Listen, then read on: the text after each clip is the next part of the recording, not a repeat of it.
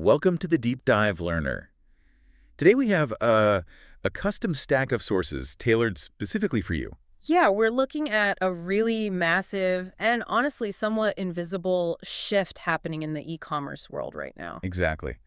And to start us off, I want you to just imagine for a second that you own a brick-and-mortar boutique, like a wildly successful physical shop. Right, you've spent months getting it just right. Yeah, you spent all this time perfecting the window displays, the lighting inside is gorgeous, products are, flying off the shelves. And you've got a line of eager customers at the register. But there is this glaring structural flaw right at the entrance.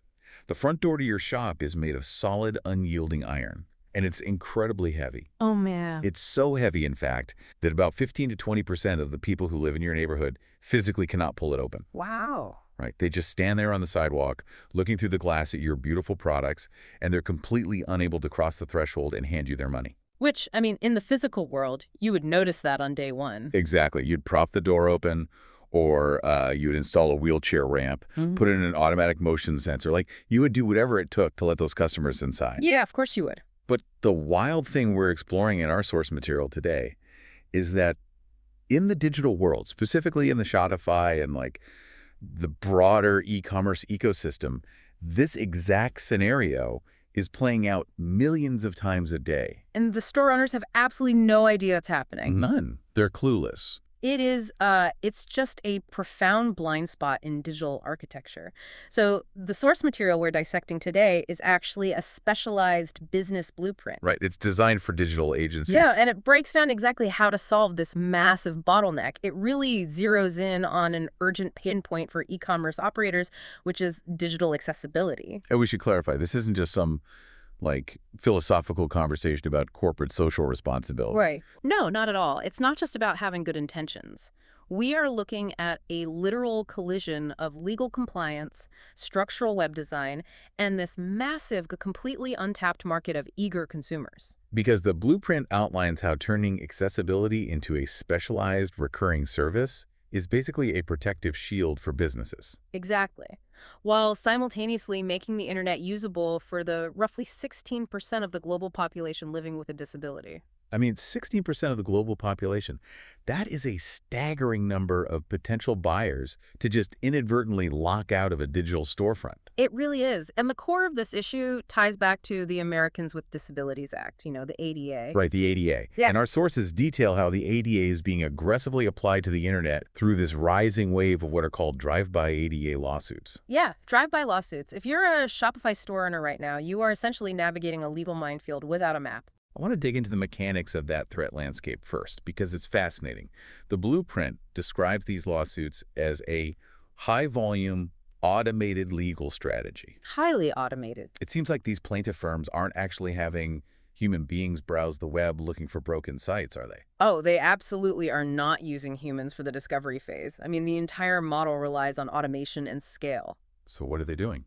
There are law firms that have basically unleashed these sophisticated web-scraping bots to endlessly scour the internet. Just constantly crawling. Exactly. They crawl through e-commerce sites, scan the underlying code, and they're looking for anything that fails to meet a highly specific legal benchmark.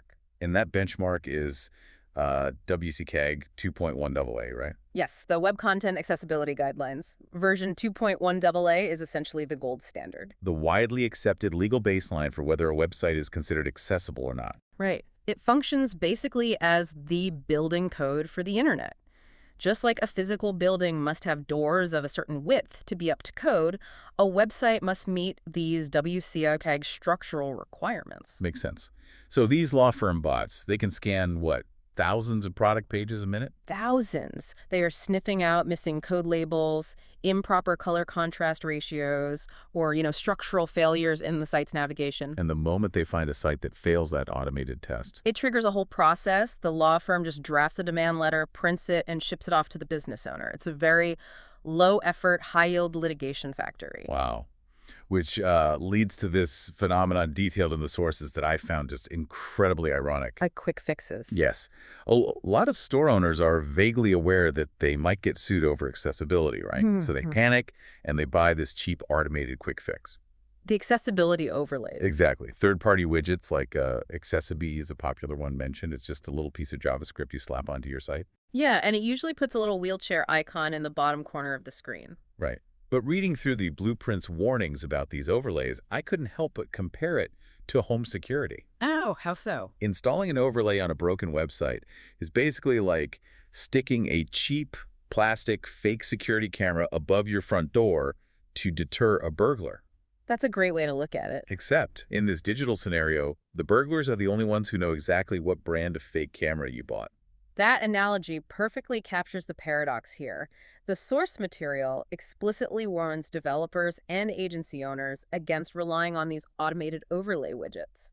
Because they don't actually fix anything, do they? No, they don't fix the root problem at all. An overlay is literally just a superficial layer of code sitting on top of a broken foundation. And ironically, those plaintiff law firms we just talked about. Yeah, they are actively writing their bots to target sites that use those specific overlays. Wait, really? So the very widget you buy to protect yourself acts as like a homing beacon for a lawsuit?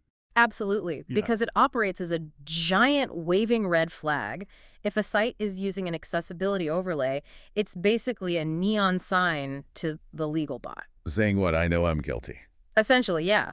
It says, this store owner is fully aware that digital accessibility is a legal liability, but they chose not to actually fix the underlying code. They opted for a Band-Aid. Right. It proves they knew about the problem and chose the cheapest, most superficial route, which unfortunately makes them an incredibly appealing target for a negligence claim. Oh, wow. I mean, I understand why the overlays fail legally, but this brings up a logistical question about the technology. Okay, what's that? If the law firms are using automated bots to find the problems at scale, why can't a digital agency just use better automated tools to fix the problems at scale? That is a completely logical assumption. Right. It seems like it should just be an arms race between their bots and our bots. Man versus machine. Why doesn't a perfectly programmed bot solve this? Well, because it fundamentally misunderstands how human beings actually interact with the web. The blueprint details the necessary technology stack required to perform a legitimate, bulletproof accessibility audit. And it's not just running a scanner. No, it's a hybrid approach. You do use automated tools, sure. Things like WCAG, which is a browser extension that visually highlights structural errors. Or accessiDevTools, right. The sources mentioned that for deep diving into the raw code. Exactly. Alongside Google Lighthouse for a baseline performance score. And you also run the site's colors through a contrast analyzer. So the automated tools are a necessary part of the arsenal. They handle the low-hanging fruit. They do, but they are merely the starting line. The critical statistic from our source material is that automated tools, even the most advanced ones, miss roughly 70% of the core accessibility issues. 70%. That's huge. Yeah, 70% of the liability remains completely undetected by a bot. Why is the blind spot so massive? It really comes down to context.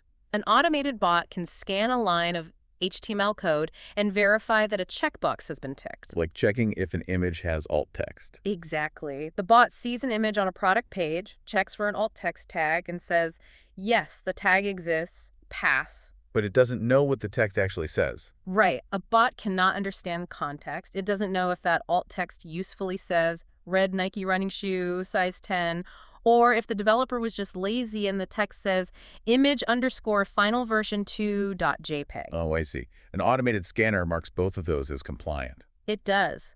But for a visually impaired user relying on a screen reader, that second one is completely useless. Right. It's like checking to see if a house has drywall, but not checking to see if there are any actual wooden studs holding the drywall up. That's exactly it. Visual CSS, the colors, the layout, all those pretty animations, that's just the drywall and the paint.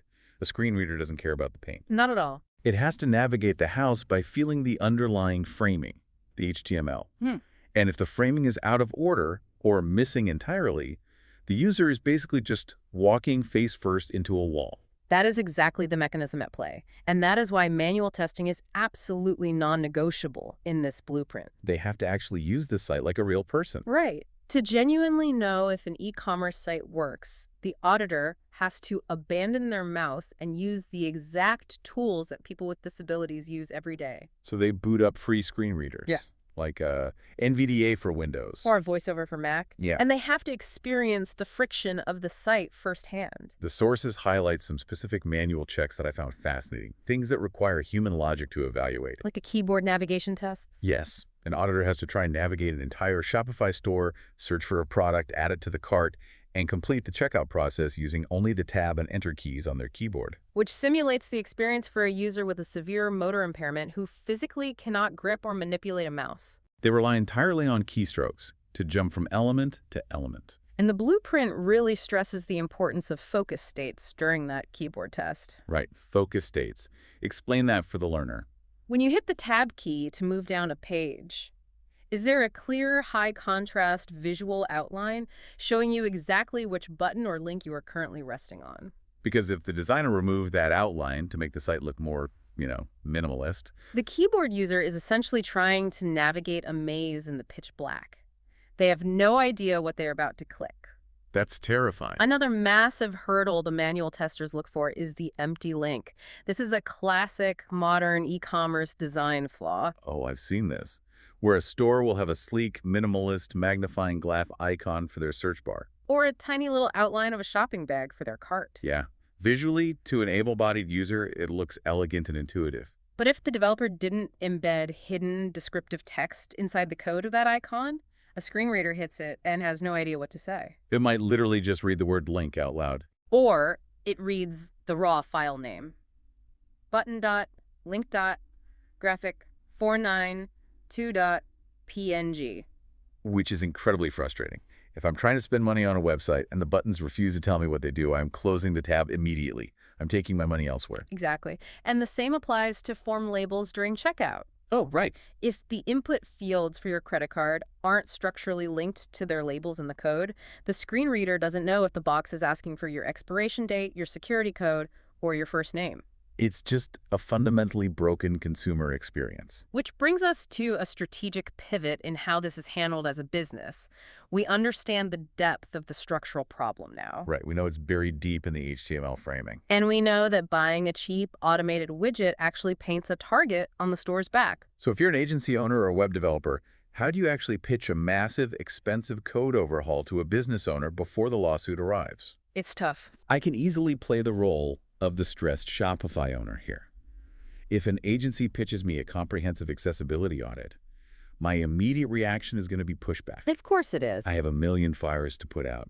My Facebook ad costs are skyrocketing. My inventory is stuck on a cargo ship. My margins are thinning. Why should I spend thousands of dollars fixing code for an issue I have literally never seen impact my store? Well, the blueprint offers a very deliberate psychological pitch structure to overcome that exact friction. It basically balances a heavy stick with a very lucrative carrot. Okay, let's start with the stick. The stick is, of course, aggressive risk mitigation. The financial threat of drive-by lawsuit is not hypothetical. E-commerce operators are routinely waking up, opening their mail, and finding $10,000 demand letters for WCAG violations. And $10,000 is just the opening volley to settle the claim and make them go away, right? That is just the settlement. Add on another $5,000 to $10,000 to retain your own legal counsel to review the settlement, and you are bleeding cash. Ouch. So the pitch to the business owner relies on simple, brutal math. Exactly. This service is framed as an insurance policy. An agency might charge a store $3,000 to perform a deep dive audit and rewrite the broken code today. And that $3,000 investment acts as a shield against a $15,000 catastrophic loss tomorrow. Exactly. Okay, I understand the fear tactic, the stick is heavy and nobody wants a lawsuit, but I still want to push back on the revenue side, the carrot. All right, go for it. Is the owner really losing that much organic business? Because to an able-bodied, data-obsessed store owner, this is an entirely inventable problem. They just don't see it in the metric. Right. They stare at their Google Analytics dashboard all day, and Google Analytics does not have a toggle that says user is visually impaired. It just registers as bounce. Yep. A user arrives, they can't use the heavy front door, and they leave. The data just looks like normal churn. And the invisibility of that data is exactly why the problem persists. But the blueprint reframes those analytics. It forces the store owner to look back at the macroeconomic reality. The 16% statistic. Right. 16% of the global population lives with a disability. Up to 20% of the population will experience some form of accessibility barrier line. So if a user cannot navigate your checkout form because the form labels are broken, that is not a charity case. No, Yeah. that is an immediate hard loss of revenue. You are actively turning away 1 out of every 5 potential customers at the door. Wow. When you pitch accessibility as a direct multiplier to their conversion rate, literally recapturing a massive demographic that their competitors are currently locking out, the conversation changes entirely. It goes from a legal burden to a growth strategy. Exactly. It transforms from a defensive expense into an offensive investment. And the sources offer an incredible bonus angle to this pitch, too. One that relies on a language every single e-commerce owner speaks fluently. Search engine optimization, SEO. Yes. Everyone is desperate to rank higher on Google search results. The alignment between accessibility and SEO is arguably the strongest selling point in the blueprint. I mean, think about it. How do you rank on the first page of Google? You build a site with a logical heading structure, you use descriptive alt text for all of your product images, and you maintain clean, semantic HTML code. And those are the exact same metrics that define WCAG accessibility compliance. Because Google's automated crawling bot is, for all intents and purposes, completely blind. Exactly. It doesn't have eyes. It doesn't care how pretty the font is or how cool the video banner looks. It relies on the exact same structural underlying framing that a screen reader uses to understand what a web page is selling. Right. If you rebuild your site's architecture to be perfectly accessible for a human using a screen reader, you are inherently building the perfect site for Google's algorithm to read and rank. You're optimizing for humans and machines simultaneously. That's the real magic of it. Once a business owner grasps this triad of value, mitigating legal risk, capturing a lost demographic, and boosting organic search rankings, the next logical phase is execution. Right. How does an agency actually deliver this service? And why is it structured as a ladder rather than a one-and-done transaction? Based on the blueprint, the architecture of the solution is broken into 3 distinct tiers. And it seems designed to build trust incrementally, rather than demanding a massive upfront fee right out of the gate. Yes. Tier 1 is the audit. This is purely diagnostic. An agency might charge between $1,000 and $3,000 just to assess the damage. So they run the automated tools, they perform the manual keyboard and screen reader tests, and they deliver a massive, comprehensive PDF report. Exactly. It provides the client with a prioritized step-by-step checklist of the exact code failures, color contrast violations, and missing labels that expose them to a lawsuit. Okay, so Tier 1 is essentially the X-ray showing the broken bones. Tier 2, naturally, is the surgery. Right. Tier 2 is audit plus remediation. The price jumps significantly here, usually into the $3,000 to $6,000 range, or much higher for a massive enterprise site with thousands of SKUs. This is where the agency's development team actually goes into the back end of the Shopify theme and gets their hands dirty. Yeah, they rebuild the HTML framing, they adjust the visual color contrast to meet the legal ratios, and they write meaningful alt text for the images. They perform the surgery to make the site fully compliant. Okay, diagnosis and surgery. That makes sense. But a website isn't a static patient. It isn't a printed brochure that sits on a desk forever. E-commerce is incredibly dynamic. Right. If an apparel store gets a new shipment of inventory on a Tuesday, and the marketing team uploads 50 new product photos, or they slap a massive new promotional banner across the homepage for a flash sale on Friday afternoon. That surgery is going to come undone instantly. Exactly. How do you keep the site from breaking again? Well, that reality is exactly why the blueprint stresses the importance of Tier 3, the retainer. This addresses the continuous life cycle of an e-commerce platform. Every single time a marketing manager installs a new pop-up app to collect emails or adds a video, they risk injecting non-compliant code and breaking the entire site's accessibility all over again. So if that new Friday flash sale banner doesn't have descriptive alt text, the site is immediately vulnerable to the bots scouring the web over the weekend. Yeah. So the retainer is essentially the ongoing physical therapy after the surgery. It's continuous monitoring. The agency charges a monthly recurring fee, usually between $300 and $800, to run monthly scans, manually check new product uploads, fix the new errors as they inevitably top up, and ensure the site remains compliant as the WCAG legal standards themselves evolve over time. This raises a very practical dilemma, though. Oh. If the web is constantly breaking, and a marketing team can ruin compliance with a single image upload on a Friday, how does the store owner survive the gap before the agency does their monthly check on the first of the following month? That's a great point. What happens if a law firm's bot scrapes the site on Saturday? Well, the source material provides a vital, highly strategic pro tip to handle that exact vulnerability, and that is the accessibility statement. The dedicated link buried down in the website's footer. Yes.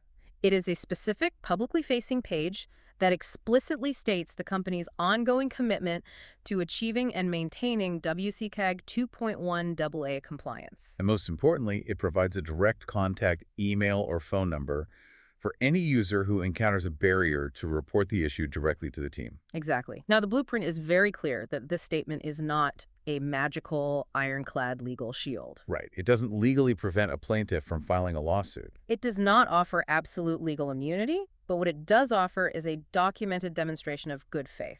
And in the predatory world of drive-by litigation, good faith is an incredibly powerful deterrent. Extremely powerful. These law firms operate a volume business. They are looking for the easiest, most negligent targets they can find. They want the low-hanging fruit. Exactly.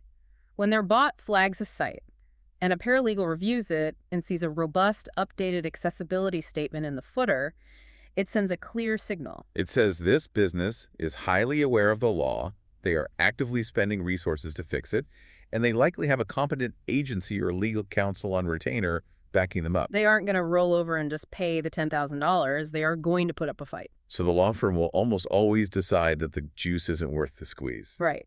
They will drop that target and move on to the next site that has an overlay widget installed and their head completely in the sand. That is just a brilliant piece of practical defense. So what does this all mean for you, the learner? Let's synthesize this deep dive. Yeah, let's wrap it up. Today, we've explored the hidden, automated legal landmines scattered across the digital storefronts we use every day.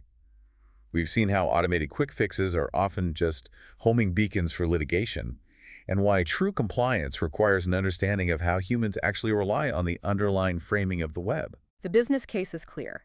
A structured, tiered accessibility service isn't just a profitable agency model. It is a vital shield that protects businesses while recapturing a massive, ignored demographic and boosting organic search rankings. Exactly.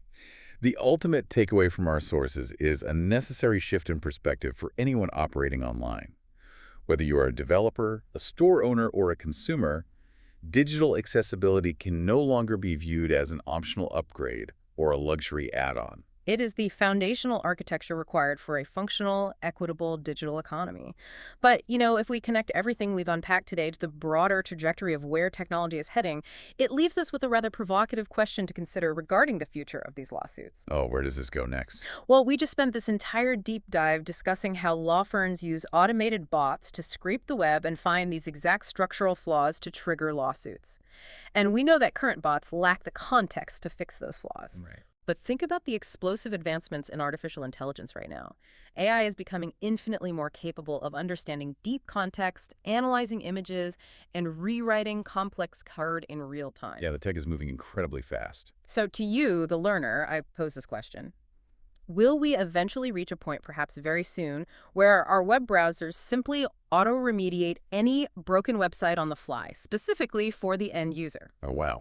Imagine a visually impaired user navigating to a deeply flawed, non-compliant Shopify store, but before the page even loads on their screen, their own AI-powered browser instantly fixes the color contrast, logically links all the form fields, and writes perfect descriptive alt text for every single image. Just seamlessly translates the broken code into perfectly accessible code locally in milliseconds. Exactly. And if the user's browser fixes the code before they ever even experience a barrier or suffer a loss of access, does the entire concept of a drive-by ADA lawsuit completely disappear? That is fascinating. We will leave you to ponder the legal implications of a self-healing internet on your own. Thanks for joining us on this deep dive.